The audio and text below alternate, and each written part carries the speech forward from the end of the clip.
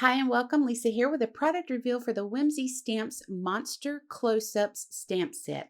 This is a 4x11 stamp set and I am so excited about it.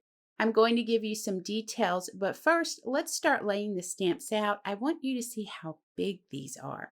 Now the stamped images are 2¼ inches wide by 3¼ inches high. These are the perfect size for ATC cards, but they can be used in scrapbook layouts, on cards, and more. These would make a super cute banner for kids' Halloween party.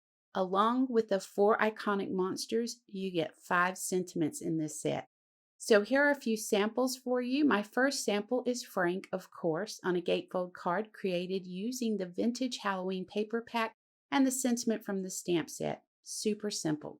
My next sample is the one and only Dracula with one of my favorite movie quotes. And for my last sample, I used the mummy with the clawed stencil to create a quick and simple card. Now let me know what you think about the Monster Close-Up Stamp Set in the comments below.